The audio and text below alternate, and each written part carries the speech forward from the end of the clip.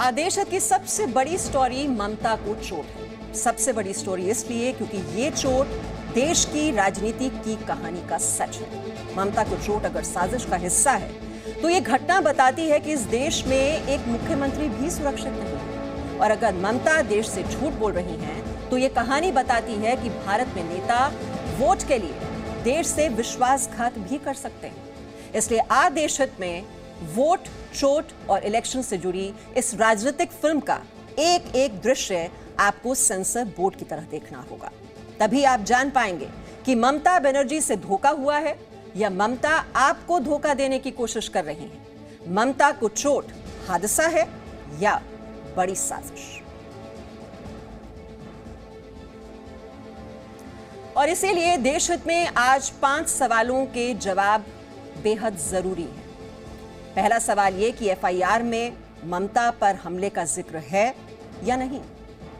दूसरा सवाल यह है कि ममता पर हमले की पुलिस ने अब तक पुष्टि क्यों नहीं की। तीसरा सवाल यह है कि अगर ममता पर हमला हुआ तो लापरवाही के आरोप में एक भी पुलिसकर्मी सस्पेंड क्यों नहीं हुआ। चौथा सवाल यह है कि ममता समेत पूरी टीएमसी ने हमलावरों की गिरफ्तारी की मांग क्यों नहीं की। और पांचवा सवाल यह है कि क्या ममता का हमला का ये जो खेला है वो उल्टा पड़ गया है।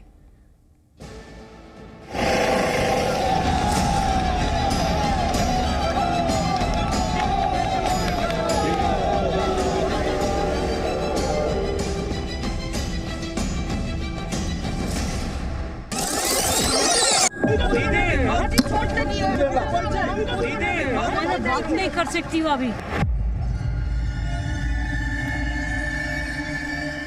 बंगाल इलेक्शन में भक्ति, एक्शन, सस्पेंस और ड्रामा से भरपूर सियासी पिक्चर का ये सबसे महत्वपूर्ण वीडियो है। बंगाल की मुख्यमंत्री ममता बनर्जी को चोट उनके खिलाफ साजिश है या ये ममता का पॉलिटिकल ड्रामा है। ये समझने के लिए आपको इस वीडियो का एक एक सेकंड ध्यान से देखना होगा।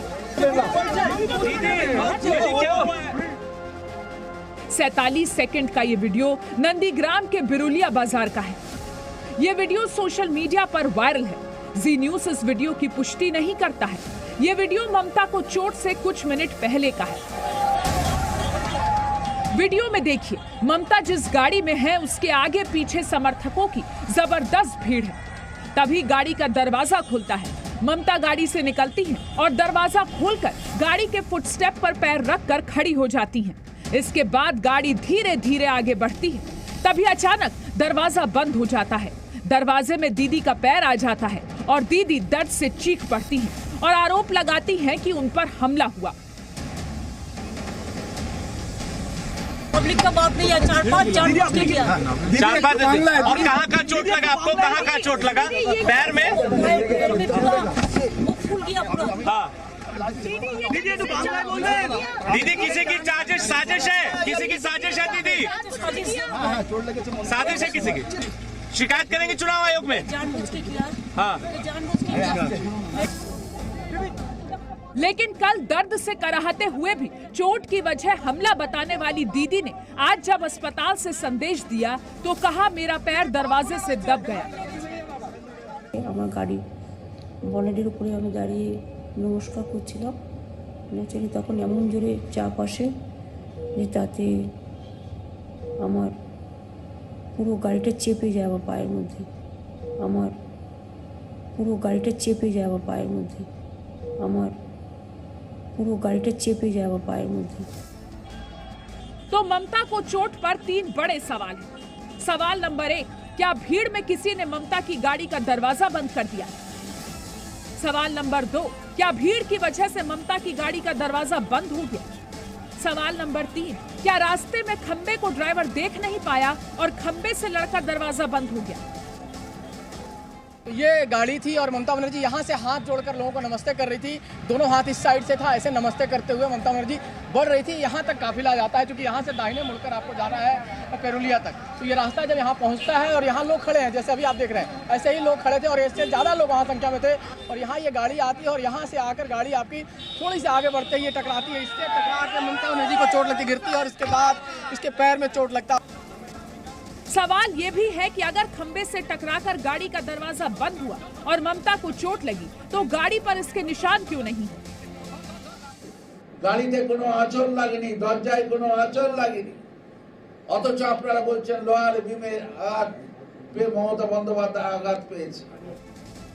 लेकिन टीएमसी के दावे से उलट जी न्यूज को बिरुलिया बाजार में ऐसे कई चश्मदीद मिले जो बता रहे हैं कि ममता दीदी को खंबे की वजह से चोट लगी, लेकिन सहानुभूति के लिए टीएमसी ने इसे हमले से जोड़ दिया। अमन चोपड़ा और रवि त्रिपाठी के साथ पूजा मेहता, जी मीडिया। देशहित में यह समझना बेहद जरूरी है कि कल जो ममता दर्द से कराहते हुए भी आरोप लगा रही थीं कि उन पर हमला हुआ है, कुछ लोगों ने उनकी कार का गेट बंद करने की कोशिश की, उन्हें कार में बंद किया गया। लेकिन आज वही ममता अस्पताल में कह रही हैं कि उन्हें चोट लगी, कार का दरवाजा बंद हो गया। इसीलिए आपको ममता बनर्जी का यह बयान दोबारा सुनना चाहिए। কালকে আমার মাথা এবং চেস্টে খুব পেনও হয়েছে। আমার গাড়ি বনেটের উপরে আমি দাঁড়িয়ে নমস্কার করছিলাম, ন্যাচারালি তখন এমন জোরে চাপ আসে যে তাতে আমার পুরো গাড়িটা চেপে যায় আমার পায়ের মধ্যে। और आज ममता बनर्जी की मेडिकल बुलेटिन भी जारी की गई। उनकी जो रिपोर्ट आई है, एक्सरे रिपोर्ट आप इस वक्त देख रहे हैं अपने टेलीविजन स्क्रीन पर, और इसमें साफ तौर पर नजर आ रहा है कि उनकी हड्डी टूटी हुई है। और जो डॉक्टरों ने उनकी स्थिति के बारे में जानकारी दी थी कि वो स्टेबल हैं, उनके पैर में फ्रैक्चर है, प्लास्टर किया गया है, ये जानकारी डॉक्टरों की ओर से दी गई थी। और ये आप देख रहे हैं एक्सरे रिपोर्ट, जिसमें साफ तौर पर दिखाई दे रहा है कि उनकी हड्डी टूटी हुई है। और ममता को चोट की कहानी में जो सबसे बड़ा विलन उभर कर आया है वो है लोहे का खंभा, जिस पर आरोप है कि वो ममता की गाड़ी के रास्ते में आया, उसी की वजह से दरवाजा बंद हुआ और गाड़ी के फुट रेस्ट पर खड़ी दीदी के पैर में गंभीर चोट लगी। लेकिन सच्चाई क्या है, ये जानकारी आप तक पहुंचाने के लिए जी न्यूज ने उसी जगह से एक ग्राउंड रिपोर्ट तैयार की है। हमने वहां कई चश्मदीदों से बात की। जी न्यूज को ऐसे तो कई लोग मिले जो मानते हैं कि ममता को चोट एक हादसा है, लेकिन ममता पर हमला हुआ इसकी जानकारी देने वाला हमें कोई नहीं मिला।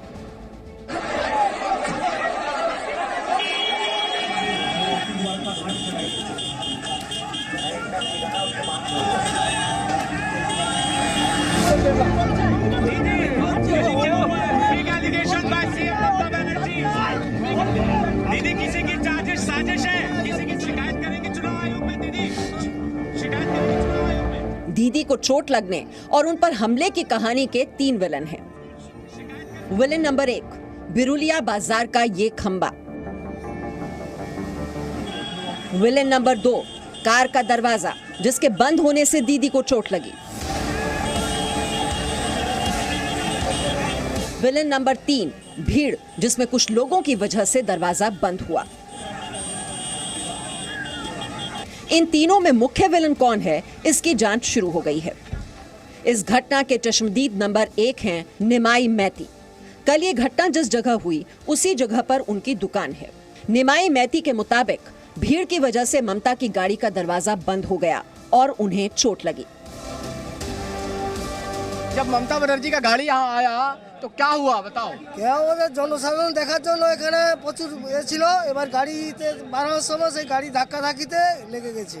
गाड़ी का धक्का लगा था? হ্যাঁ, यहाँ पे कोई गाड़ी उनको मार के कोई भागा था? ওখানে কোনো লাগেনি, कोई नहीं था। না। ममता बनर्जी कह रहा है कि उसको 4-5 लोग हमला करके भागा है। হামলা কোনো না, ওই গাড়ি দেখার জন্যই ওই ডালাই লাগছে, ডালাই লাগার পরে এবার তার লাগছে। यहाँ टीएमसी का लोग था उस समय? ও সবাই ছিল ওখানে, টিএমসি সব লোক, বিজেপি লোক দেখার জন্য এসে গেছে। देखने के लिए था? হ্যাঁ, किसी ने हमला तो नहीं किया ना? না না, কোনো হামলা নেই। यानी इस सबसे अहम चश्मदीद का दावा ममता दीदी के उस बयान से उलट है जिसमें कल उन्होंने कहा था कि कुछ लोगों ने उन पर हमला किया, उन्हें कार में धक्का दिया और जबरन दरवाजा बंद करने की कोशिश की।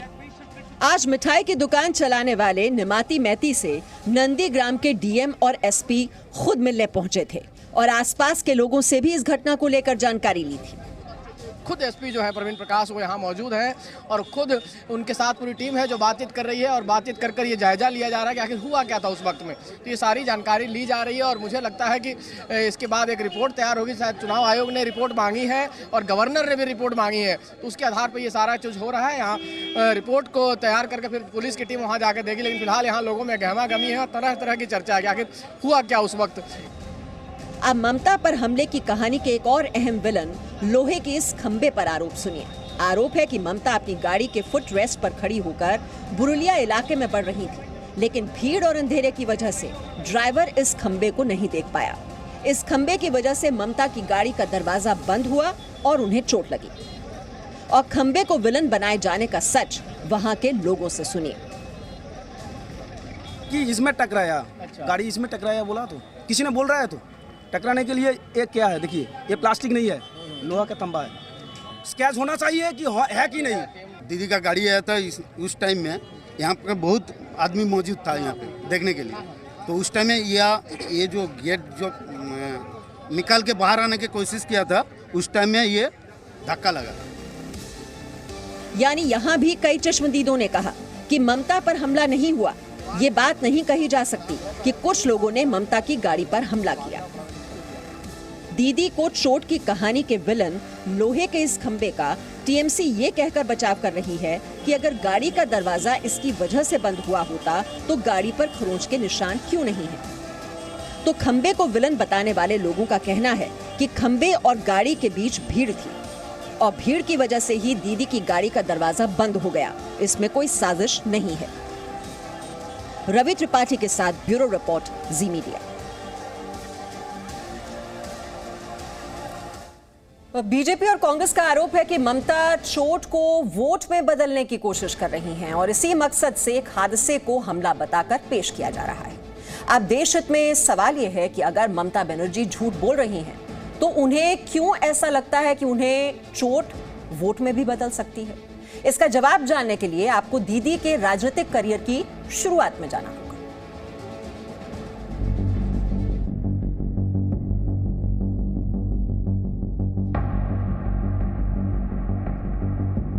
ममता को चोट वोट में कैसे बदल जाती है, कैसे दीदी का दर्द उन्हें सियासत का सुपरस्टार बना देता है। इसकी कहानी 90 के दशक की ब्लैक एंड व्हाइट तस्वीरों से शुरू होती है।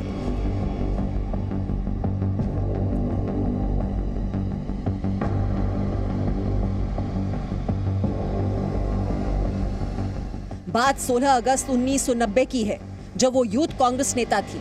तब उन्हें प्रदर्शन के दौरान गंभीर चोट लगी। सीपीआईएम के नेता ने उनके सिर पर गहरा वार किया था। सीपीएम को यह हमला बेहद भारी पड़ा।